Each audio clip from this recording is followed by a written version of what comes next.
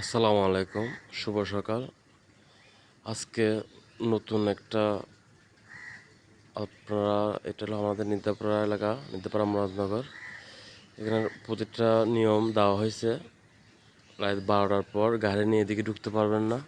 যাদের এমার্জেন্সি ওরা ঢুকতে পারবে, এমনকি রুগীরা এমার্জেন্সি প্রয়োজন হয় ওরা ঢুকতে পারবে। গেটটা কিন্তু অনেক সুন্দর, তাই জন্য এই ভিডিওটা বানাইছি আমি।